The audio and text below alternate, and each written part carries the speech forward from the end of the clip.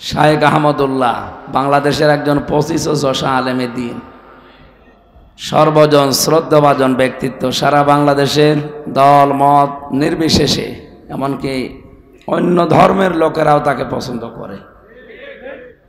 কারণ যে দরবারে আজ কোরআন নেই, ওই দরবার থেকেই মানুষকে গোমরা করার কথা আসতেছে। এই জন্য যে আহমদুল্লাহ এই কথা বলেছেন তাকে বলবো, আমি কেবলমাত্র মিস কল দিয়েছি। আমি 48 ঘন্টা সময় দিলাম।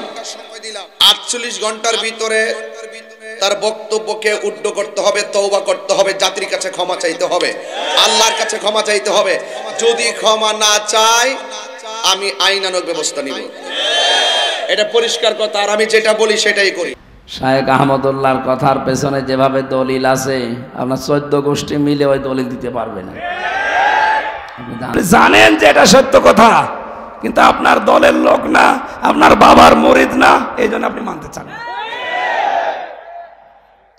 আপনি জানেন তাহিরি ভাই যা করছে এগুলো ঠিক না, তারপরও আপনি অন্ধভাবে ওগুলো মেনে নিচ্ছেন। আপনার বিবেকের ওপরে কি কুকুরে প্রসাব করেছে? কোন ইসলামে আছে ওই রকম নাচানাচি করা লাগবে? সত্যকে সত্য আঙ্গুল দিয়ে দেখিয়ে দেওয়া হচ্ছে, এরপরও মানতে চাই না। কারণ ইন্নাল্লাযীনা আমানু ওয়া আমিলুস সালিহাত সায়াজআলু লাহুমুর রহমানু ওয়ুদ্দা। ঈমান আনার পরে কোনো মানুষ যদি ভালো ভালো কাজের আঞ্জাম দুনিয়ায় দিতে পারে, সত্যিই তার ঈমানের দাবি অনুযায়ী সৃষ্টি জগতের ভেতরে তার প্রতি একটা মহব্বত আল্লাহ তৈরি করে দেয়। এটা শায়েখ আহমদুল্লাহর প্রতি আমরা অবশ্যই তাকে ভালোবাসি কোরআনের জন্যে। কিন্তু ইদানিং কোরআনে কারিমের সবচাইতে বিরুদ্ধে যারা এই দেশে অবস্থান নিয়েছে, তারা আজ এই আলেমের বিপক্ষে উল্টাপাল্টা কথা বলছে।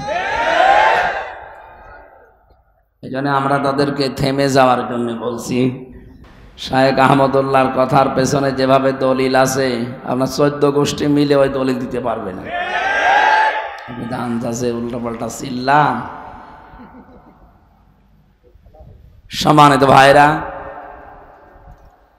আমরা আজকের এই হাদিসটা শুধু এই সামিয়ানার নিচে না, এখান থেকে আমাদের সারা বাংলাদেশে মিলাবো। কোরআন যেখানে নেই ওখানে আমরা আর যাব না।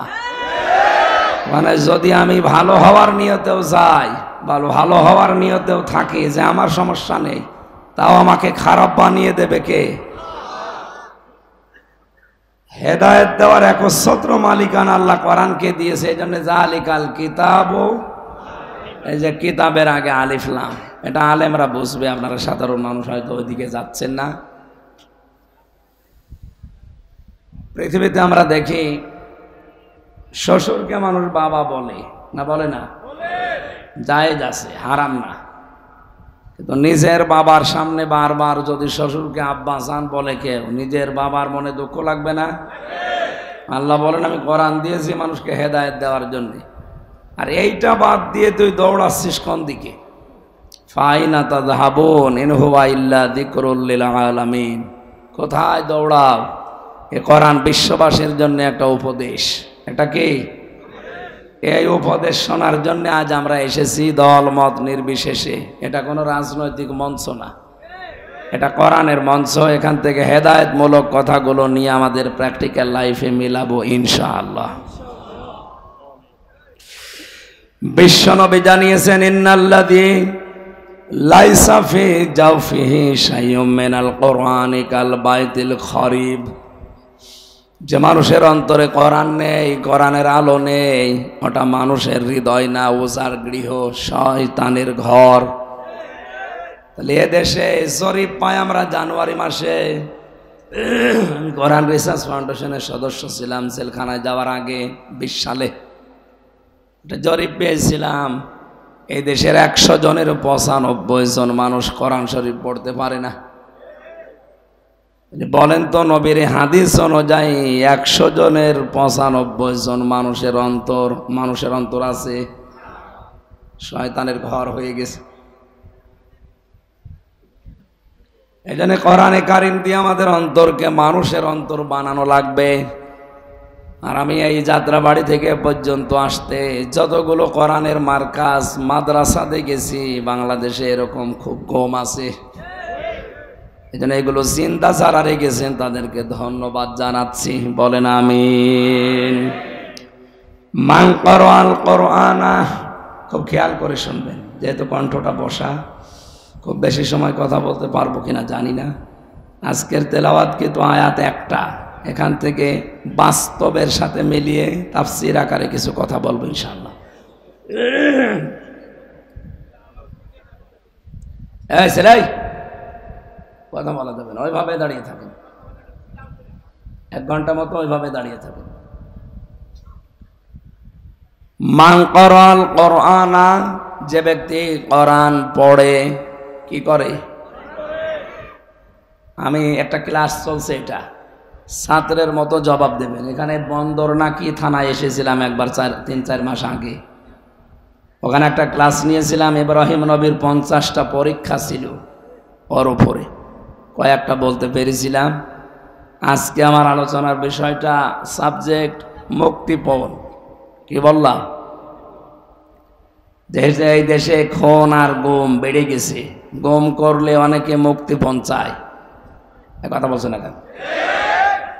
আমি চিন্তা মানুষ, গুম হই না, এমনিতেই ধরে নিয়ে এসে আমার বাবারে বলছে 10 লাখ টাকা দেন, নাই তো বাকি যা করার করব। বাবা ভয়তে 8 লাখ টাকা দিয়ে দিয়েছে, বলেন সুবহানাল্লাহ।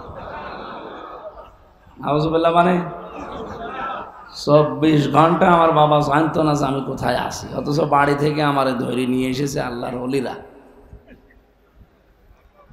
বলেন 24 ঘন্টা পরে যদি বাবা 8 লাখ টাকা অলরেডি দিয়ে দেয়, বাকি আরো 224 গেলে ও বাড়ি ঘর বিক্রি করে দিত না?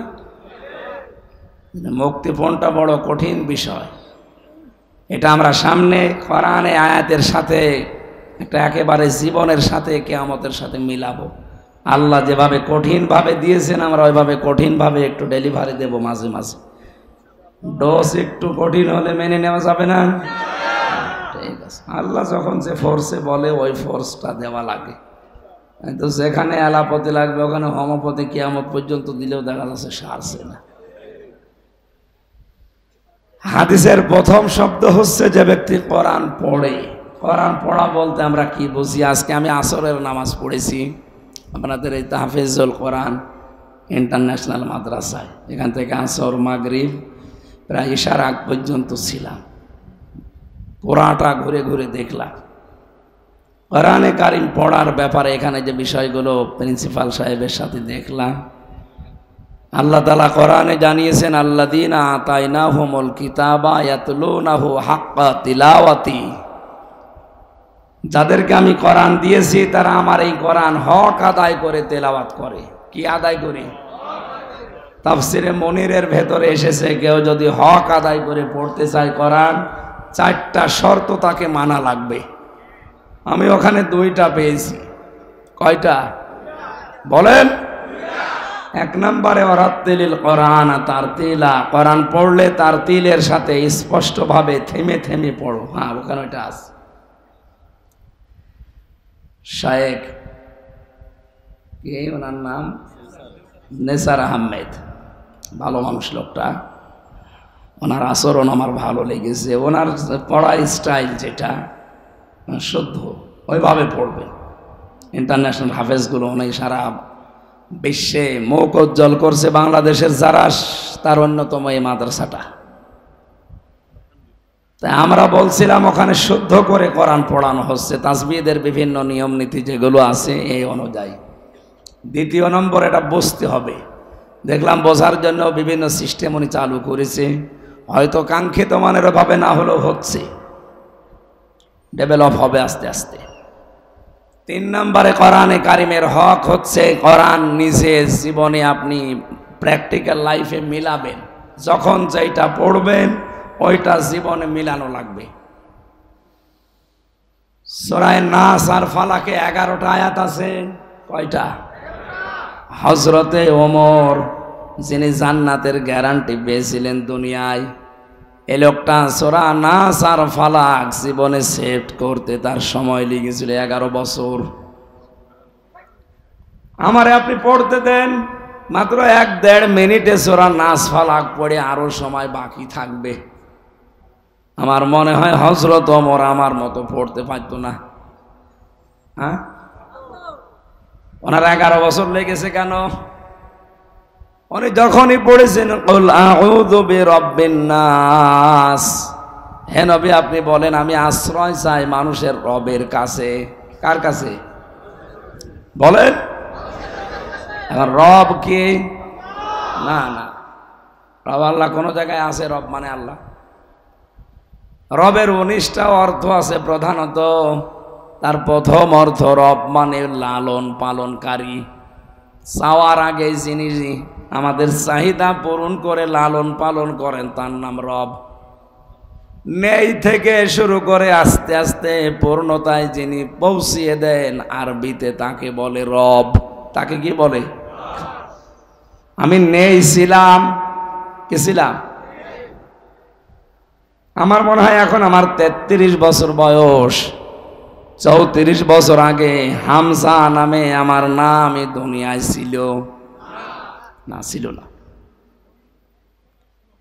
হালাতা হালাল ইনসানি হাইনুম মিনাদ দাহরি লাম ইয়াকুন শাইয়াম মাযকুরা।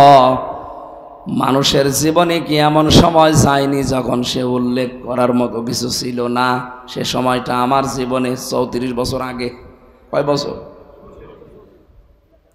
বাবার স্ফলিঙ্গ দিয়ে দ্রুত গতিতে 1 ফোঁটা নাপাক পানি বের হয়। বিজ্ঞান প্রমাণ করছে 1 ফোঁটার ভেতরে 40,000 হামজা বানানোর ক্ষমতা আল্লাহর থাকে।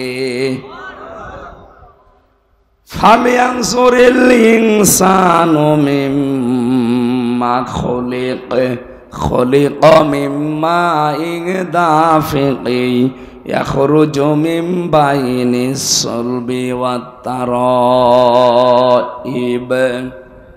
মানুষ কি নজর করে দেখে না কি জিনিস দিয়ে তাকে আমি বানালাম?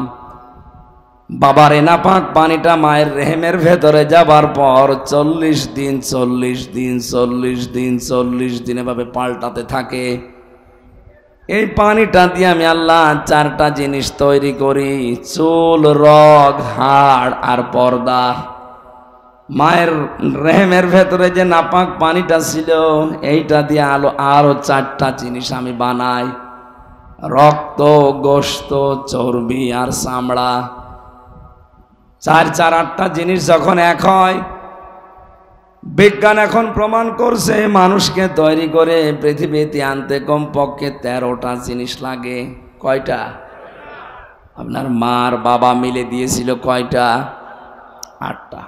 বাকি আছে? বলেন বলেন। কোরআনে কারীম জানিয়েছে ওয়াজাআলা লাকুমুস সামআ ওয়াল আবসারা ওয়াল আফইদা ইলা আখিরি আয়া। সূরা নাহাল 14 নম্বর পারার 14 নম্বর পৃষ্ঠার 14 নম্বর লাইনের 78 নম্বর আয়াতের শেষের দিকে আছে। তাফসিরে ফি জিলালিল কোরআনে পাবেন। আল্লাহ পাক বলেন আমি আল্লাহ নিজের এই রব নামের কারণে তোকে শ্রবণ শক্তি, দর্শন শক্তি, বাক শক্তি, আকেল শক্তি আর ঘ্রাণ শক্তি, এই 5টা জিনিস আমি আল্লাহ দয়া করে দান করি। হামজা একটাও যদি তোরে কম দিতাম দুনিয়ায় আসতে ঠিক, কিন্তু অপূর্ণাঙ্গ হয়ে। যদি বাক শক্তি না দিতাম বোবা হয়ে আসতে। বাবা মানুষ নেই? মাত্র 2 দিন আমি কথা বলতে পারি নাই। আমি বহু চেষ্টা করেছি কিন্তু কথা আমার বের হয় না। রংপুরে ছিলাম 2-3 দিন। এলাকার গরিব মানুষ তো, ওরা ফ্যান দিতে পারে না আপনাদের মতো। দিনের বেলায় মাহফিল ছিল, গা ঘেমে ঘাম গায়ে বসে গলা বসে গেছে। আজকে ধনী এলাকায় এসেছি তো এজন্য অসুবিধা নেই। ওখানে থাকার পর 2 দিন গলা এমন বসা বসেছিল, চিকিৎসা যত রকমের আছে যে যা বলেছে তাই খেয়েছে। না, কণ্ঠ কার হাতে? খলাকল ইনসান আল্লামাহুল বায়ান। মানুষ আমি বানিয়েছি আর কথা বলা আমি শিখিয়েছি। বিজ্ঞান এখন জানিয়েছে যে কয়েক ইঞ্চি জায়গা গলার ভেতরে এক একটা কথা তৈরি হতে 27টা ধাক্কা লাগার পর একটা কথা তৈরি। আর কোরআন আর হাদিস জানিয়েছে প্রত্যেকটি জায়গায় এক একজন করে ফেরেশতা বসে আছে। এই স্তরে স্তরে ফেরেশতারা এর কাছ থেকে ওর কাছে, ওর কাছ থেকে ওর কাছে নিয়ে নিয়ে 27 নাম্বার স্তরে দেওয়ার পর একটা কথা তৈরি হয়ে এই মুখ দিয়ে বের হচ্ছে। আল্লাহ মনে হয় ফেরেশতাদেরকে বলেছিল, হামজাকে এই দায়িত্ব পালন করার দরকার নেই, তোরা একটু রেস্টে থাক। আমার যে কি অবস্থা ছিল এই 2 দিনে, বাংলাদেশ থেকে বিদেশ থেকে যত মোবাইল এসেছে সারাদিনে এরে দিয়ে ধরিয়েছি। আরে রাতের বেলা বের হয় না যতটুকু না পারলে না, এইভাবে কথা বল। গতকালকের মাহফিলটা বন্ধ করে দিয়েছিলাম, হয়নি, কণ্ঠে পারেনি। এর আগের দিন টাঙ্গাইলে খুব কষ্ট করে ঘন্টাখানিক কথা বলেছিলাম, আর আজকে একটু হালকা হালকা বের হচ্ছে। আল্লাহ যদি বাক শক্তিটা না দিত, 2 দিনে আমার যা মনে হচ্ছে কি হয়তো আপনি টের পাচ্ছেন না। তাই দর্শন শক্তি আল্লাহ দিয়েছেন দয়া করে। এই পাশের জেলা কুমিল্লা, 17 সালে একটা মাহফিলে আমি খাবার খাচ্ছিলাম এক অন্ধের পাশে বসে, হঠাৎ বিদ্যুৎ চলে গেল। আমরা চিল্লা পাল্লা করছি, লোকটা আমার হাত চেপে ধরে বলছে, হুজুর মাত্র 2 মিনিট কারেন্ট চলে গেছে, আপনারা চিল্লাচ্ছেন, অথচ আজ 40 বছর আমার জীবনে কারেন্ট নেই। কই আমি তো চিল্লালাম না, আমি ছোটবেলায় দেখতে পেতাম। এরপরে একটা অসুখ হওয়ার পরে আমি অসুস্থ হয়ে আমার চোখ 2টায় হারিয়েছি। এই 40টা বছর আমি দুনিয়া কি কিছুই জানি না, দিন রাত আমার কাছে সমান মনে হয়। ওই অন্ধ ওই দিন আমার আর একটা তথ্য দিয়েছিল, হুজুর চোখ যাদের আছে তারা তো দেখে দিনের বেলায়, ঘুমিয়ে থাকলে তারা স্বপ্নে দেখে। আমরা যারা অন্ধ, দিনের বেলা রাতের বেলা তো দেখি না, ঘুমিয়ে থাকলেও কিছু দেখি না, শুধু একটা আওয়াজ শুনি। ওই দিন আমি বুঝে ফেলেছি যে আল্লাহ আমারে কি দিয়েছে। রমজানে আমি ওমরা হজে ছিলাম, একটা ভিডিও দেখাচ্ছিল, ওখানে মাত্র 11 বছর বয়সের একটা কোরআনের হাফেজ অন্ধ, বিচারক জিজ্ঞাসা করছে, তুমি তো এতগুলো দেশের ভেতরে ফার্স্ট হয়েছো, এত সুন্দর তেলাওয়াত, কিন্তু তোমার চোখ নেই, তোমার আফসোস লাগে না? আল্লাহর প্রতি তোমার কোনো অভিযোগ নেই? ছেলেটা বলছে, ওস্তাদ কোনো অভিযোগ নেই, আমি আরো আনন্দে আছি। আনন্দে আছে মানে চোখ নেই, এরপরে আনন্দে আছে মানে কেবল তোমার জীবন শুরু। সারাটা জীবন এভাবে অন্ধ হয়ে থাকা লাগবে। একটা বারের জন্য আল্লাহর প্রতি কোনো অভিযোগ অনুযোগ তোমার আসে না যে আল্লাহ তুমি আমার চোখ দিলি না কেন, আমি তো খারাপ কাজে বের হয়েছি না? তোমার কোরআন আমি অলরেডি 11 বছর বয়সে অন্ধ মুখস্থ করে ফেলেছি, চোখটা দিলে আমি আরো এগিয়ে যেতে পারতাম। ছেলেটা চোখের পানি ফেলে দিয়ে দেখলাম বলছে, ওস্তাদ কিয়ামতের ওই কঠিন ময়দানে মানুষকে যখন আল্লাহ একা একা সামনে ডাকবে, ওয়াকুল্লুহুম আতিহি ইয়াউমাল কিয়ামাতি ফারদা। সূরা মরিয়মের 95 নম্বর আয়াতে আল্লাহ জানিয়েছেন, কিয়ামতে প্রতিটি মানুষকে আল্লাহ ডাকবেন স্রেফ একা একা। কয়জন করে? আল্লাহ তার নিজের সামনে ডাক দেবে হামসাকে। এই 33 বছর জীবনের জীবনের প্রতিটি নিয়ামতের পঙ্খানো হিসাব দিয়ে তারপরে সামনে যাওয়া লাগবে। ছেলেটা বলে, বিচারপতি বা বিচারক, ওস্তাদ আল্লাহ যদি আমাকে কিয়ামতে ডাক দিয়ে বলে, আব্দুর রহমান তোর পা থেকে মাথা পর্যন্ত একটা একটা করে নিয়ামতের জবাব দে, পা থেকে শুরু করে মাথা পর্যন্ত আসতে যখন চোখ পর্যন্ত আসবে, আল্লাহকে অন্তত ডাক দিয়ে বলা যাবে, রব্বুল আলামিন তুমি তো আমাকে চোখ দাওনি, দুনিয়া কি আমি কিছুই জানি না, মায়ের পেট থেকে আমি অন্ধ, এই ওসিলা হলো আজকে তুমি আমার চোখের দিকে তাকিয়ে মাফ করে দাও। এই ছোট 11 বছরের ছেলেটার চিন্তা ভাবনা আর আমাদের চিন্তা কোথায়? আকাশ পাতাল পাল্টানো। কোরআনে কারিমের সূরা নাহলের এই 78 নম্বর আয়াতের তাফসীর পড়ার পর আমি দেখেছি আল্লাহ পাক নিজের পক্ষ থেকে যে 5টা জিনিস রব নামের কারণে আমাকে দান করেছেন, একটাও যদি কম দিত কিয়ামত পর্যন্ত আমি অপূর্ণাঙ্গই থেকে যেতাম। কবরে যাওয়ার পরও মানুষ বলতো এটা কানার কবর, বলেন এটাই ন্যাংড়ার কবর। কবরে গিয়েও শান্তি পেতেন না, মানুষ গালি দিয়ে ডাক দিত না, তো মানুষ চিনত না। যদি বলতো এটা হামসার কবর, কোন হামসা? ওই কানা হামসা, মানুষ চিনত।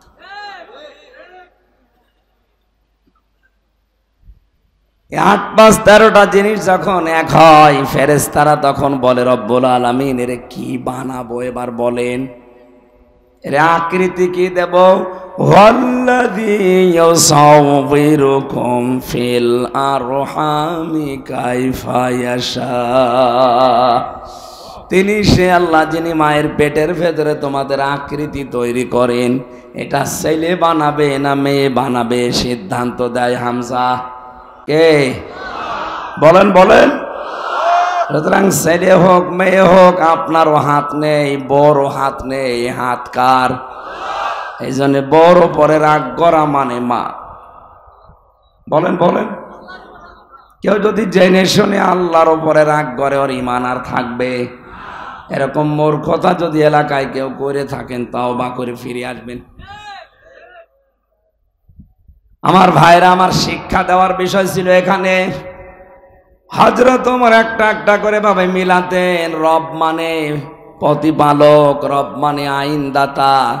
আমার 3.5 হাত বডির ভেতরে দেখি তো আল্লাহর আইন চলে কিনা, আমার পরিবারে আল্লাহর আইন আছে কিনা, আমার রাষ্ট্রে আল্লাহর আইন আছে কিনা, এগুলো মিলিয়ে মিলিয়ে 19টা যখন পুরা মিলাতে পারতেন তখন বলতেন মালিকিন নাস। এই কারণে তার নাস ফালাক পড়তে লেগেছে 11 বছর, আর আমাদের লাগে 1.5 মিনিট। কোরআন পড়ার অর্থ আমি তাহফিজুল কোরআনে আজ 2-3 ঘন্টা সময় ব্যয় করে যেটা বুঝলাম, শুদ্ধ করে পড়ার নিয়ম আছে, কোরআন বোঝারও সিস্টেম চালু করছে, কিন্তু এটা আমার প্র্যাকটিক্যাল লাইফে মানা লাগবে। হযরত ওমরের মতো এভাবে সেট করে করে এই সিস্টেম আজ অনেক জায়গায় নেই, আর আমরা অনেকে জানিও না এটা। বসে বসে উনি তেলাওয়াত করছে সকালবেলা ফজরের পর, ওয়ালা ইয়াহুদ্দু আলা তাআমিল মিসকিন। আল্লাহ পাক বলেন মিসকিনকে যারা খাবার দেয় না, খাবার দেওয়ার জন্য উৎসাহ দেয় না মানুষকে, এই মানুষগুলো আর যাই করুক কিয়ামতে বিশ্বাস করে না। অথচ উনি পড়ছিল, তেলাওয়াত করছিল, আরাআইতাল্লাযী ইউকাযযিবু বিদ্দীন। হে নবী, আপনি কি দেখেছেন ওই মানুষগুলো যারা কিয়ামত বিশ্বাস করে না? নবীজি বলেন কই, আমার কাছে যারা আসে এরা তো সবই মনে হয় কিয়ামতে বিশ্বাসী। আল্লাহ পাক বলেন না ফাযালিকাল্লাযী ইয়াদউল ইয়াতীম, যারা এতিমের গলায় ধাক্কা দেয়, মিসকিনদেরকে খাবারের ব্যবস্থা করে না। ও কোরআন পড়ছে আয়াত, একজন অসহায় মানুষ, ভিক্ষুক, ফকির, একজন মিসকিন এতিম এসে একটু সাহায্য চেয়েছে, কোরআন শরীফ পড়া বন্ধ করে সামর্থ্য অনুযায়ী তাকে কিছু দেওয়ার দরকার ছিল। কথা বলেন? তাহলে এইটা হয়তো 3 নাম্বার শর্ত, এটা বাস্তব জীবনে আমল। 4 নাম্বারটা বড় কড়া, কঠিন। কেউ যদি বলে আমি কোরআন পড়ি, তাহলে তাকে শুদ্ধ করে পড়া লাগবে, অর্থ বোঝা লাগবে, ওটা প্র্যাকটিক্যাল লাইফে মানা লাগবে। 4 নাম্বারে ওটা যেন মানুষ মানতে পারে এই ব্যবস্থা করে দেওয়া লাগবে। এদেশে ওই সিস্টেম আছে? ওইটাই তো চেয়েছিলাম, যে শুধু নিজে শুদ্ধ করে পড়বো না, শুধু নিজে বসবো না, নিজেই মেনে নেব না, আমি মানুষকে মানাতে চাই, এরকম একটা ব্যবস্থা, এরকম একটা পরিবেশ তৈরি করতে চাই। এই কারণে 3 বছর ছেলে আমি। কোন কারণে আপনি ছেলে আমারে রাখলেন বলেন? আমি কি আপনার মেয়ের দিকে তাকিয়েছিলাম? বলেন। এই গল্প বন্ধ করেন না কেন?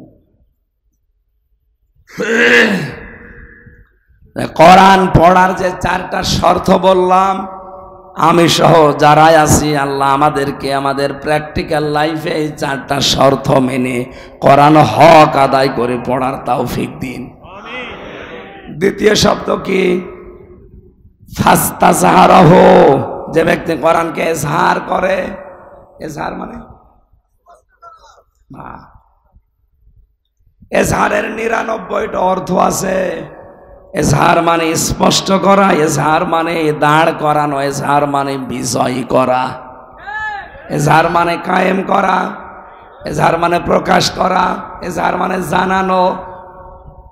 তার মানে কোরআন যে পড়ে শক্ত আদায় করে, হক আদায় করে, আর কোরআনকে দাঁড় করানোর জন্য, বিজয়ী করার জন্য যারা দুনিয়ায় চেষ্টা চালাবে, এরকম মানুষ তো এখন দেশে বেশি না, নেই। আর এই কথা বললে অনেকে রাজনীতি মনে করে মন খারাপ করে। কোরআন বিজয়ী করা লাগবে, কোরআন কায়েম করা লাগবে, প্রতিষ্ঠিত করা লাগবে। কথা শোনার পরে যদি কারো কাছে রাজনীতি মনে হয়, এইটাই রাজনীতি। যদি কারো মন খারাপ হয়, কসম করে বলছি ওর পেছনের আমল আল্লাহ সব নষ্ট করে দিয়েছে। এটা তো আমি বানিয়ে বললাম। সূরা মুহাম্মদ 9 নম্বর আয়াত, যালিকা বিআন্নাহুম কারিহু মা আনজালাল্লাহু ফাআহবাতা আমালাহুম। আল্লাহ কোরআনে যা নাযিল করেছেন মানে না এমন না। যদি কেউ কোনো বিধান শোনার পরে মন খারাপ করে, সঙ্গে সঙ্গে ফাআহবাতা আমালাহুম, ওর পেছনের সব ভালো কাজ আল্লাহ নষ্ট করে দেয়। এই আয়াত অনুযায়ী আমি এই চোখ দিয়ে দেখতে পাচ্ছি বাংলাদেশের 100 জনের 85 জন মানুষের আমল নষ্ট হয়ে গেছে।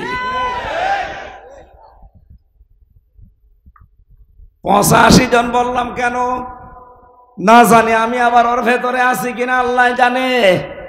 কোরআনের কথা মেনে নেওয়া স্বতঃস্ফূর্ত ভাবে তো দূরের কথা, কেউ যদি শুধু মন খারাপ করে, এত মানা যায়? আপনার পেছনের সব কাজ আল্লাহ ধ্বংস করে দিয়েছে।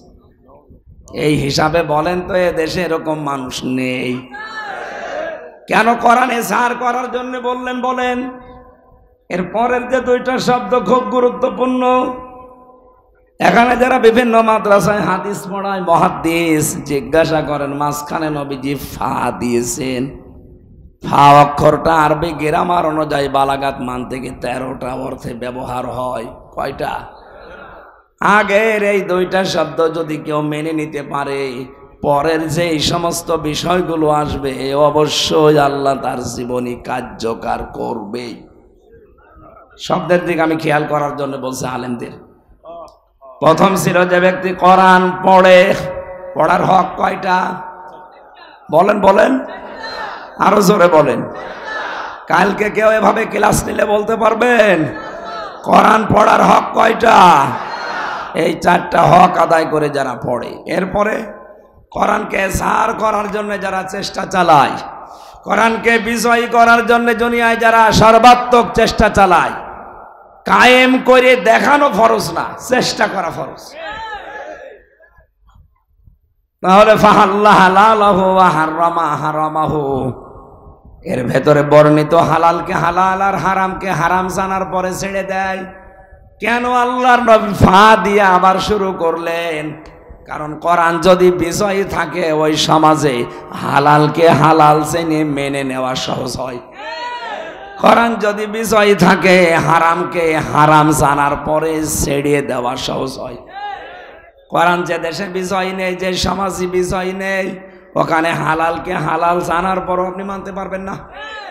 এরকম জায়গা নেই, নাম ধরা লাগবে।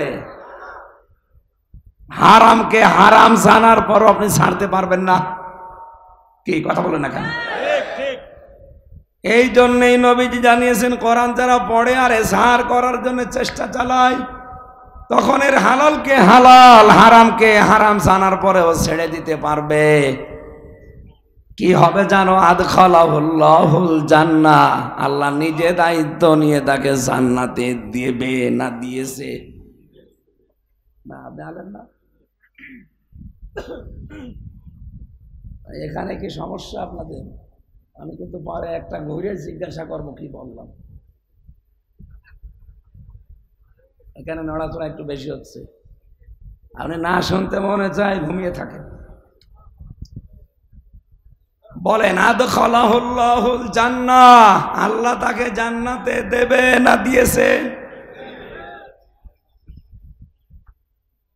আমি আলেমকে বলছি, আল্লাহ জান্নাতে দিয়েছে না দেবে?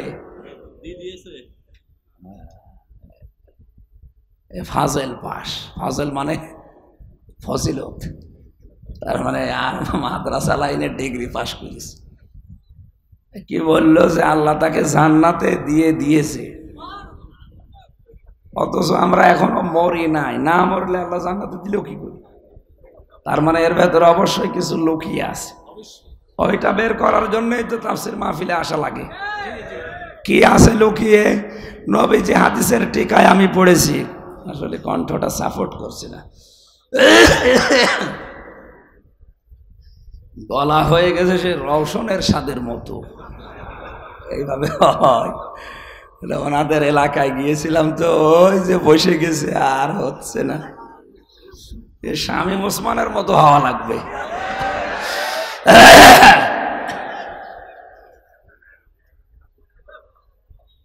কি বলছিলাম বলেন তো? কেউ যদি কোরআন পড়ে আর কোরআনকে বিজয়ী করার জন্য চেষ্টা চালায়, তাহলে সে হালালকে হালাল, হারামকে হারাম জেনে মেনে নিতে পারবে। নবীজি বলেন, এরকম পরিবেশ যদি তৈরি করতে পারো, তুমি মনে করবা যে একটা জান্নাতে আছে। আদখালাহুল্লাহুল জান্নাহ, আল্লাহ তাকে জান্নাতে দেবে না দিয়ে দিয়েছে, এটা মাঝে শিখা।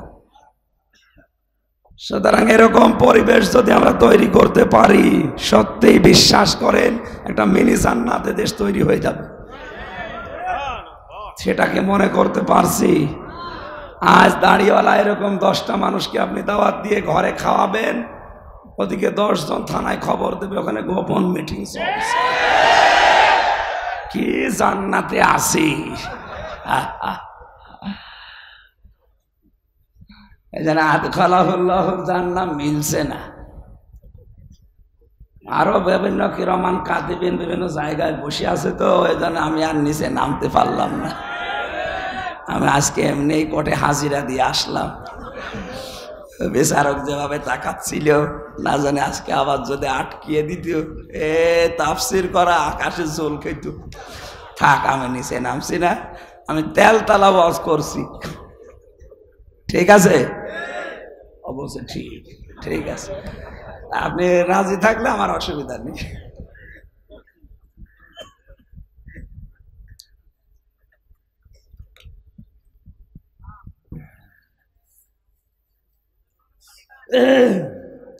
গরম পানি আর লাগবে না, গরম পানি। সুবহানাল্লাহ, আলহামদুলিল্লাহ।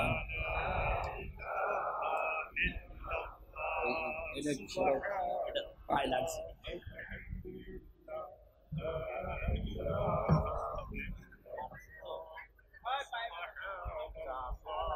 ঠিক আছে,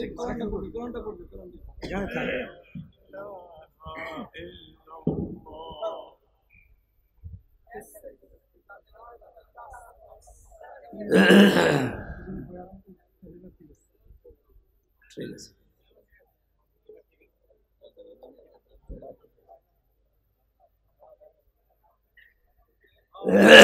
সুবহানাল্লাহ, আলহামদুলিল্লাহ, লা ইলাহা ইল্লাল্লাহ। সুবহানাল্লাহ, আলহামদুলিল্লাহ, লা ইলাহা ইল্লাল্লাহ, লা ইলাহা ইল্লাল্লাহ, মুহাম্মাদুর রাসূলুল্লাহ। সম্মানিত ভাইরা, হাদিসের ব্যাখ্যা ওয়াসাফাহু ফি আশারাতিন মিন আহলি বাইতিহি কুল্লুহুম কদ ওয়াজাবাত লাহুন নার, শেষ পর্যন্ত আমার দরকার নেই। আমি যতটুকু বোঝানোর চেষ্টায় ছিলাম আমি আশা করি এ পর্যন্ত বুঝে ফেলেছি। কোরআন আমাদের হক আদায় করে পড়া লাগবে আজকে থেকেই।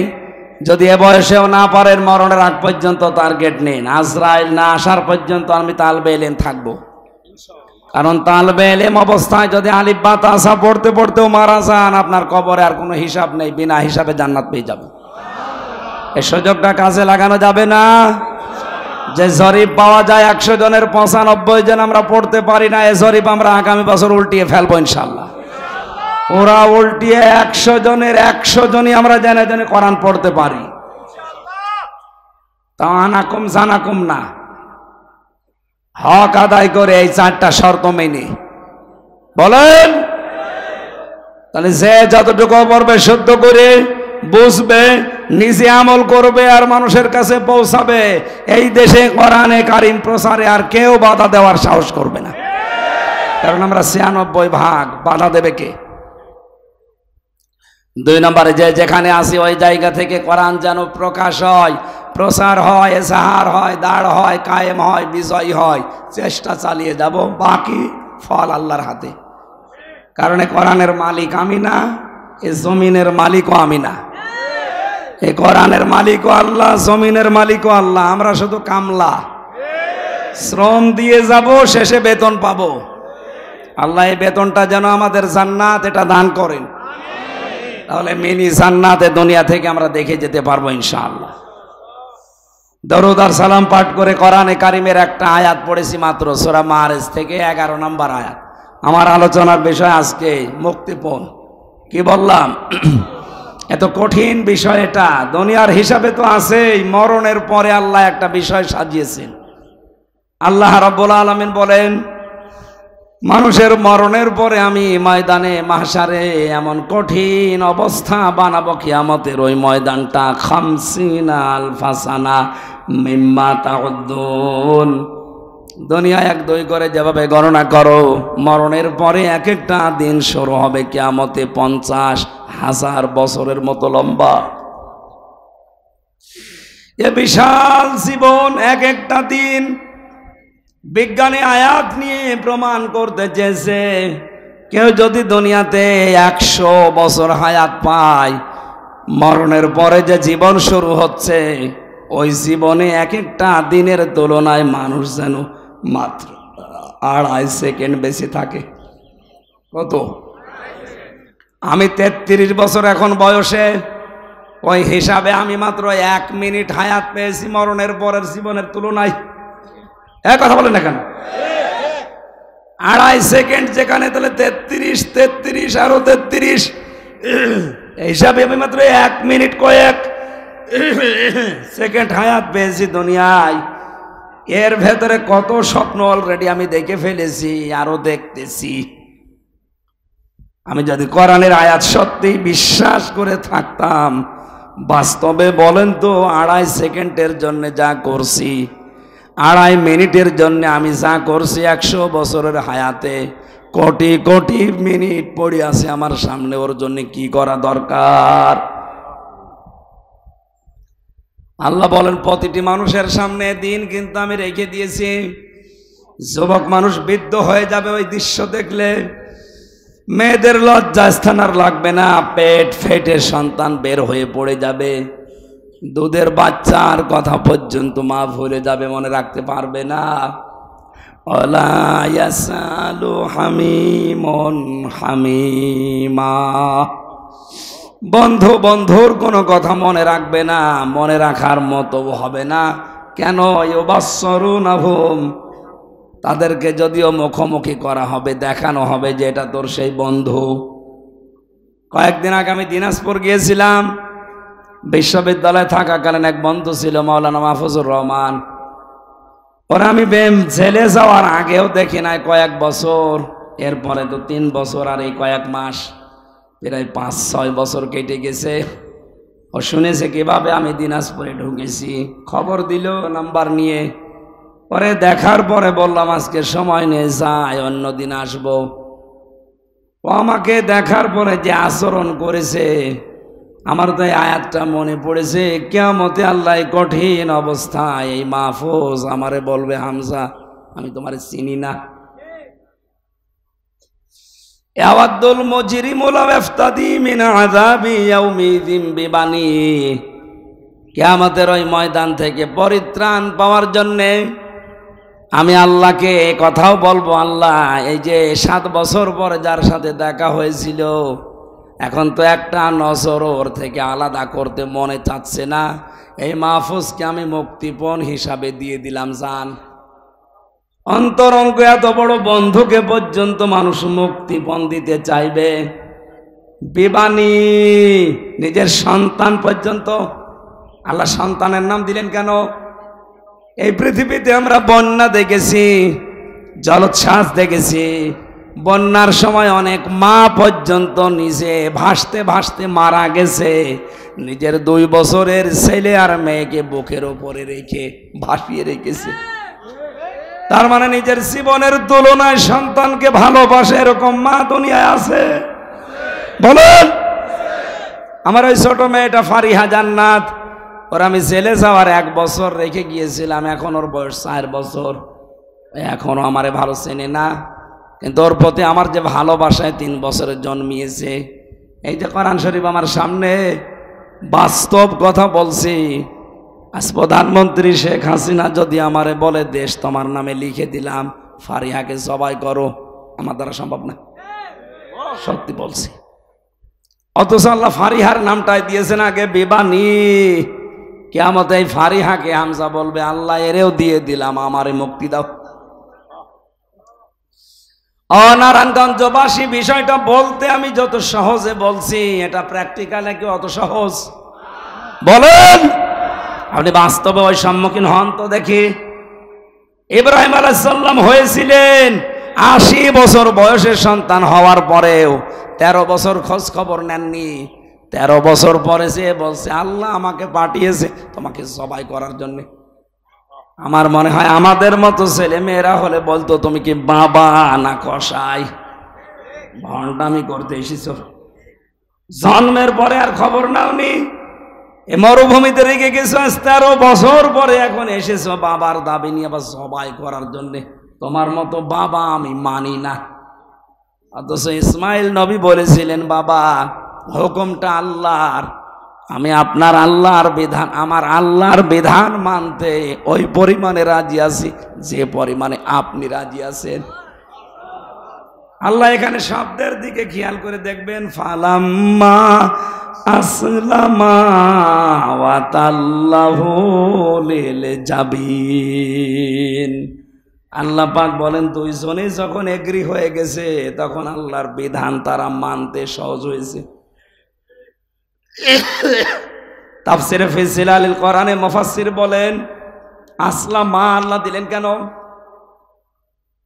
তাসনিয়ার সিগা দিয়েছেন এই জন্য, ইসমাইল নবী যদি বলতেন আমি সবাই করব, আল্লাহর বিধান আমি মানব, ইসমাইল নবী যদি বলতেন না আমি এটা হতে দেব না, আমার জীবন আমি দেব না, আল্লাহর বিধান মানা হতো? বলেন বলেন, পারতো না।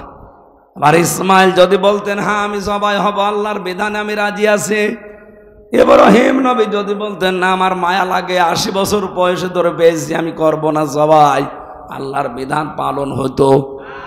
বাংলার মুসলমানেরা কেন এই আয়াত পড়েন, শিক্ষা নেন না? শুধু এই টুপিওয়ালা গুলো হেফাজত জামাত চরমনাই কি করবে দেশে, আর এদেরই দায় পড়েছে নাকি ইসলামে দেশে কায়েম করার। আপনি মুসলমান না? হ্যাঁ কথা বলেন না কেন?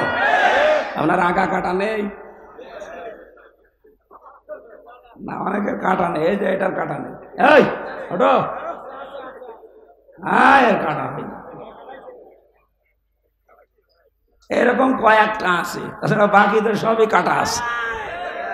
অন্তত আপনি টুপি তো মাথায় দিয়ে আছেন। এখন আমরা আজ যারা দেশের দায়িত্বে আছি, 1734 জন মানুষ, প্রধানমন্ত্রী শেখ হাসিনা থেকে শুরু করে আপনাদের এলাকার উপজেলা চেয়ারম্যান পর্যন্ত, এই মানুষগুলো যতদিন পর্যন্ত ইব্রাহিম আলাইহিস সালামের ভূমিকায় অবতীর্ণ না হবে, 16 কোটি জনগণ আমরা যারা, তারা যদি ইসমাইল নবীর ভূমিকায় এগিয়ে না আসি, কিয়ামতের আগে দেশে ইসলাম কায়েম হবে।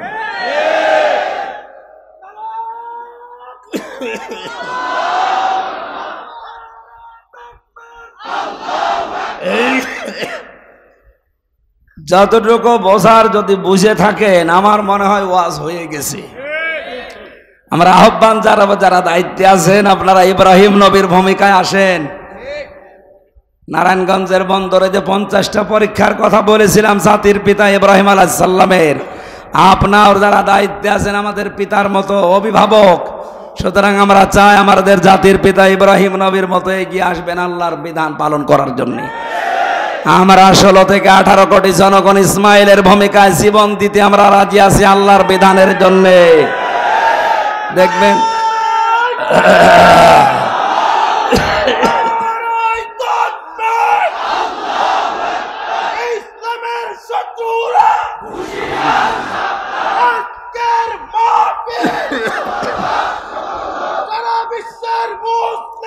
আলহামদুলিল্লাহ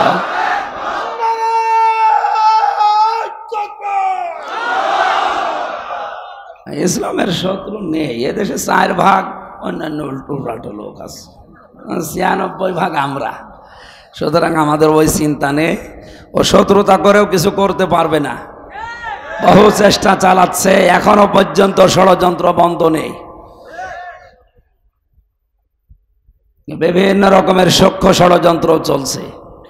না, আপনি পারবেন না। আপনাকে আমি কোরআন সামনে নিয়ে আল্লাহর দিকে তাকিয়ে বিশাল জনসমুদ্র সামনে নিয়ে গ্যারান্টি দিচ্ছি, এদেশে এখনো যারা ষড়যন্ত্রে আছেন থামেন, পারবেন না।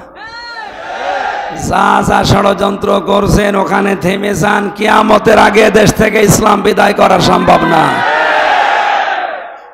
যত চেষ্টা চালাচ্ছে তত বেড়ে যাচ্ছে। কি করেছেন আমারে 3 বছর আটকিয়ে? আগে 20,000 মানুষ হতো, এখন 50,000 হচ্ছে। এই জন্য হবে না এভাবে। এই সিস্টেম বাদ দেন, আদর্শ নিয়ে আসেন। আমরা এসেছি রসুলের আদর্শ নিয়ে। পৃথিবীর কোনো আদর্শ এখানে আর হবে না, এই জায়গায় সব জিরো। বলেন। এই জন্য আমাদের উচিত হচ্ছে, আমরা সবচাইতে আপন যেটাকে বলি সন্তান, আমার ফারিহাকে পর্যন্ত যদি কিয়ামতে আমি দিতে চাই, তে আর কে বাকি থাকে? আল্লাহ এরপরও আরেকজনের নাম দিয়েছে। আল্লাহ পাক বলেন, ওয়া সাহিবাতিহি ওয়া আখি। মানুষ কিয়ামতে তার বউকে পর্যন্ত মুক্তিপণ দিতে চাইবে। কাকে? বলেন বলেন। এমনকি তার ভাইকে, ও ফাসিলাতিহি আল্লাতী তুবি, তার জ্ঞাতি গোষ্ঠী, তার দলের লোক যারা তাকে আশ্রয় দিত, বিভিন্ন জায়গায় আকাম কোকাম হন্ডামি করে আসলে এলাকায় যারা তারে আশ্রয় দিত, তারা পর্যন্ত বলবে আল্লাহ এগুলো নিয়ে নাও। অমাং ফিল আরদি জামিআ, পৃথিবীর যত সম্পদের মালিক সে ছিল, স্থায়ী অস্থায়ী সব আল্লাহর কাছে বিনিময় হিসাবে বলবে এগুলো নাও। সুম্মা ইউনজি, এরপরেও তুমি আমাকে বাঁচাও। ও বাংলার মুসলমানেরা একটু খেয়াল করেন আয়াতগুলো, আল্লাহ কত শক্তভাবে আমাদের জানাচ্ছেন। এই কথাগুলো বলতে বলতে আল্লাহ হঠাৎ করে আলোচনার ধরনটা পাল্টিয়ে ফেলেছেন। আল্লাহ পাক বলেন, এতগুলো জিনিস মানুষ আমাকে দিতে চাচ্ছে মুক্তিপণ হিসাবে বাঁচার জন্যে। কাল্লা, কখনোই না। ইন্নাহা লাযা, তাকে আমি লাজায় প্রবেশ করাবো। কোথায়? বলেন বলেন। লাজা কি? না, জাহান্নামের একটা দরজা। এখানে যারা আলেম আছে তারা বাদ দিয়ে আমার মনে হয় সাধারণ 100 জনের 99 জন ভুল করবে। যদি বলি জাহান্নাম কয়টা, বলবে 7টা। কোন জায়গায় পেয়েছেন আপনি কোরআনে? না, নেই। কোরআনে আছে জাহান্নাম একটা, আর জাহান্নামের দরজা 7টা। কয়টা? এটা তো আমি বানালাম নাকি? সূরা হিজর 14 নম্বর পারার 3 নম্বর পৃষ্ঠা 9 নম্বর লাইনে 44 নম্বর আয়াতে আছে। আল্লাহ পাক বলেন জাহান্নাম একটা, লাহা সাবাতু আবওয়াব, এর দরজা 7টা। দরজা লিকুল্লি বাবিম মিনহুম জুজউম মাকসুম। দুনিয়াতে যে যে ধরনের অপরাধ করবে কিয়ামতে আল্লাহ তাকে ওই দরজা দিয়ে প্রবেশ করিয়ে শাস্তি দেবে। আজ নারায়ণগঞ্জের মানুষকে বোঝাতে চাই আমরা কোন ধরনের অপরাধ করছি আর কোন দরজা দিয়ে প্রবেশ করার উপযুক্ত হচ্ছি। যদি এখন ওই 7টা দরজার যে কোনো দরজার সামনে থাকি, ওখান থেকে ফিরে জান্নাতের দরজা আছে কয়টা? না না, জান্নাতের দরজা 8টা। শুধু শুনেছেন, কোনোদিন পড়েছেন? পড়েন। কোরআনে কারিমে আল্লাহ 100টা জান্নাতের স্তরের কথা দিয়েছেন। কয়টা? 100। ওই 100টা দরজা খোলা আছে, স্তর বানানো আছে।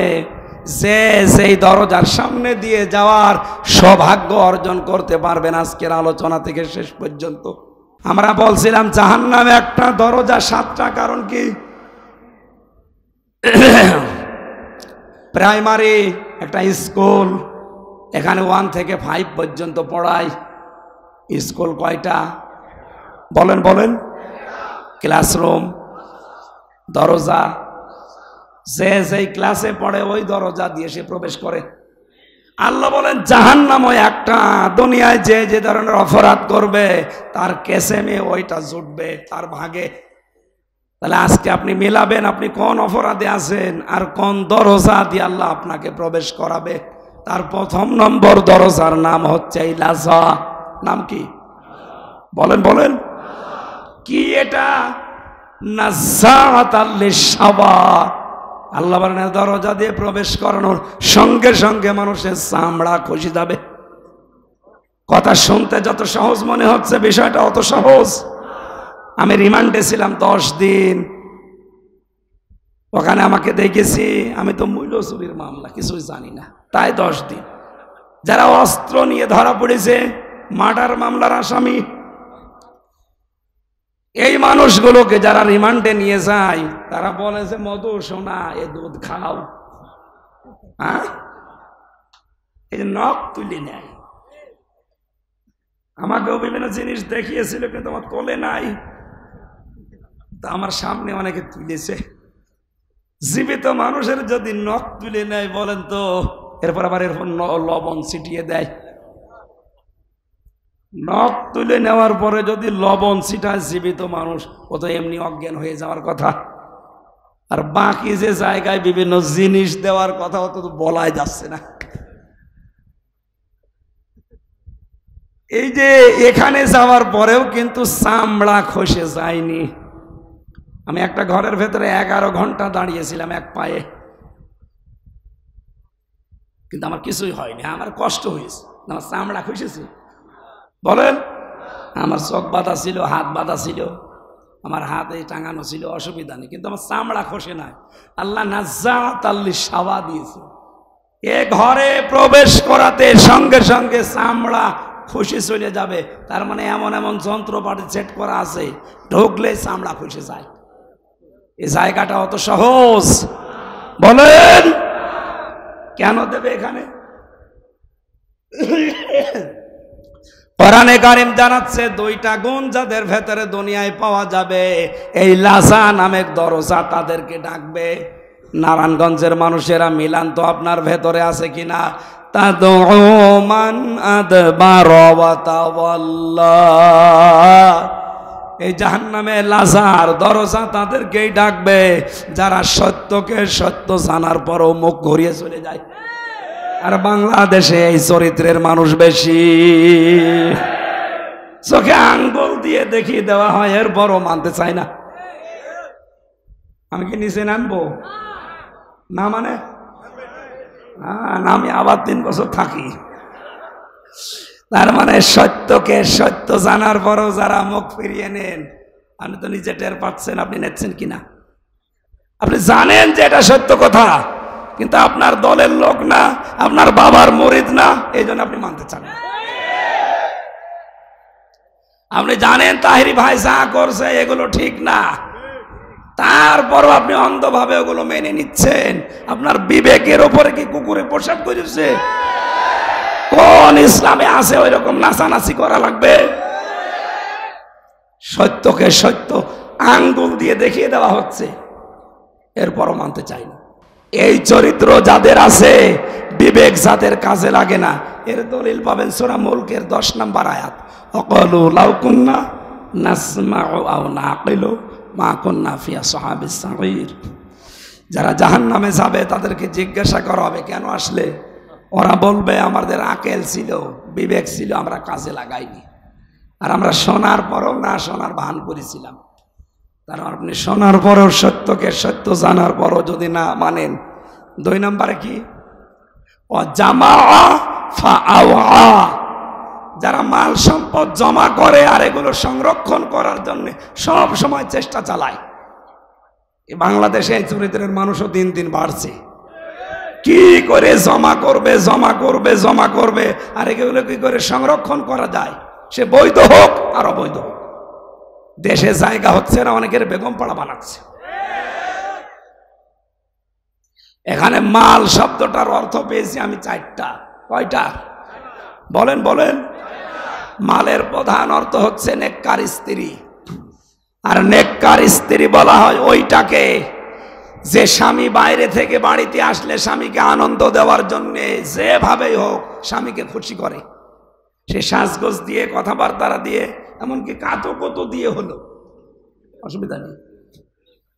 সম্মানিত মা বোনেরা, স্বামী বাইরে থেকে আসলে যদি ওকে খুশি করার জন্য আপনি দাঁত বের করেন হাসতেছে, যেই কয়টা দাঁত বের হবে ওই কয়টা নফল নামাজের সওয়াব হবে।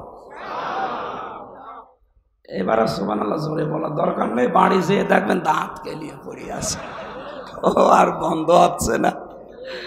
কেন? হুজুর বলল যেই কয়টা দাঁত দেখবা ওই কয়টা নফল হজের সওয়াব, যা আছে সব বের করে দিলাম। না, আপনাকে স্বামী অনেক বড় জিনিস, খুশি করার চেষ্টা করবেন। এখানে প্রশ্ন আসতে পারে মা বোনদের, ওই যে 2 জন মহিলা দাঁড়িয়ে আছে, ওরা যদি বলে হুজুরে ওয়াজ থামান, ওই এমন জল্লাদের সাথে বিয়ে হয়েছে, শাহজাহান জল্লাদ, ও জীবনে কোনোদিন একটু পাউডারও কিনে দেয় না, আমি মাখবো কি? এরকম জল্লাদ নেই দেশে। না, স্ত্রীর জন্য যদি সাজগোজের জন্য খরচ করেন, এটা আবার রেকর্ড করছে, কিন্তু এখনই ম্যাডাম শুনবে, লাইভ চলছে। আমার মনে হয় এই হাদিস না বলাই ভালো হবে না, যদিও আমি এই ওমরা থেকে আসার সময় ওর মেকআপ বক্স দিয়ে এসেছি, সুতরাং আমার বলা অসুবিধা নেই। না, স্ত্রীর সাজগোজের জন্য কেউ যদি খরচ করে, যদি মাসে 2000 টাকা ওর পেছনে খরচ হয়, মনে করবেন এটা আল্লাহর রাস্তায় দান করলাম। সুবহানাল্লাহ বলছেন না কেন আমি জানি, কারণ এগুলো তো দেন না। বলে 22 বছর বিয়ে করেছে, 22 বছরে 2200 টাকাও সাজতে দেয়নি। লোকের বর সাজগোজ দেখে খুব আনন্দ পান।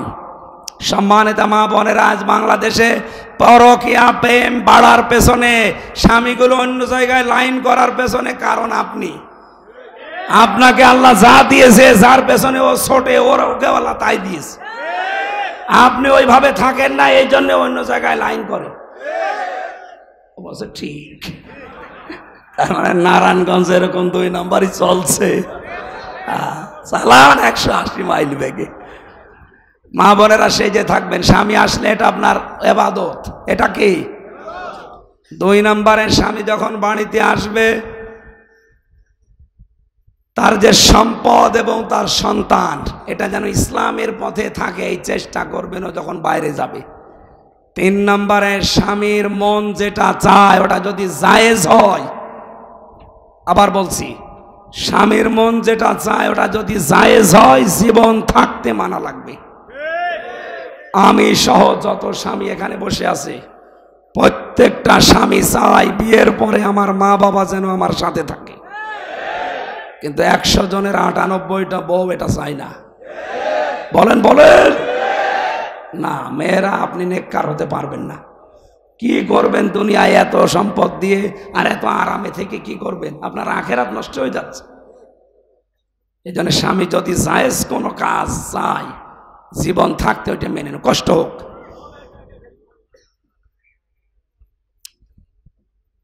4 নম্বরে, নিজের ইজ্জতের হেফাজত করা লাগবে মেয়েদের। আমি জেলখানাতে 2য় যে জল্লাদ পেয়েছিলাম, এই শাহজাহান জল্লাদ বের হওয়ার পর এখন আছে ইলিয়াস, কেন্দ্রীয় জেলখানার যে লোকটা এখন ফাঁসিতে ঝোলায় মানুষকে, ওর নাম ইলিয়াস, চট্টগ্রামে বাড়ি। ওর কাছে একদিন বসে বসে শুনছিলাম কি হয়েছে। বলছে 17 বছর ছিলাম সৌদি আরবে, দেশে আসার পরে বিয়ে করেছি 11 বছর। বিয়ে করার পরে শুধু বর সাথে আর মা আর বোনের সাথে মিল নেই, কিছু দিলেই খালি রাগ করে। এই বর আর মন পায় না। শেষ পর্যন্ত ও ছাতা মারার জন্য না একটা থাপ্পড় মেরেছি, মানে এমন একটা জায়গায় লেগেছে ও ছাতা মারা গেছে। এখন আমার এই যে যাবজ্জীবন জেল ফাঁসি ছিল, এখন আমার 30 বছর জেল। একটা মানুষকে ফাঁসি দিলে আমি 4 মাস জেল থেকে মুক্তি পাই। সেই হিসাবে যদি 20টা ফাঁসি দিতে পারি আর 15-20 বছর যদি জেল খাটতে পারি, তাহলে বাকিগুলো মাফ হয়ে যাবে। বলেন, ওর যদি এখনো 22 বছর জেল খাটা লাগে আর ওদিকে 17 বছর, ওর জীবনে আছে কি? অথচ খুব বড় কাজ করে জীবনটা শেষ করলো এই স্বামী স্ত্রীর দ্বন্দ্ব নিয়ে। সামান্য একটা দ্বন্দ্ব, ও মা বাবাকে বোনকে একটু খরচপাতি দিত, ওই মেয়ে লোক সহ্য করতে পারতো না। সম্মানিত মা বোনেরা, না আপনি নেককার হতে পারবেন না শুধু নামাজ পড়ে রোজা করে আর কালো বোরকা পরে মনে করছেন আমি তো আল্লাহর ওলি ফাতেমা হয়ে গেছি, হবে না। আল্লাহ মেয়েদেরকে এই 4টা গুণ অর্জন করার তৌফিক দিন। জান্নাতের 8টা দরজায় তাদের জন্য খোলা। নবীজি কিয়ামতে বলবে, যা সে জান্নাত দিয়ে পারিস চলে যা। আল্লাহ মেয়েদেরকে 4টা গুণ অর্জন করে নেককার স্ত্রী, পৃথিবীর শ্রেষ্ঠ সম্পদ মাল, এটা হওয়ার তৌফিক দিন। 2 নম্বর, মাল মানে ক্ষমতার চেয়ার। 3 নম্বরে মাল মানে অস্ত্রশস্ত্র। 4 নম্বরে মাল মানে সম্পদাদি। এই 4টা বিষয় যারা জমা করছেন, এই মনে করবেন যে এগুলো আমার পরীক্ষার বস্তু, এগুলো একটাও আমার হাতে থাকার বিষয় না, এগুলো আমি জমা করে সংরক্ষণ করার বিষয় না, এগুলো সব আমার আখিরাত কামাই করার মাধ্যম। আল্লাহ আমাদেরকে তৌফিক দিন, বলেন আমিন।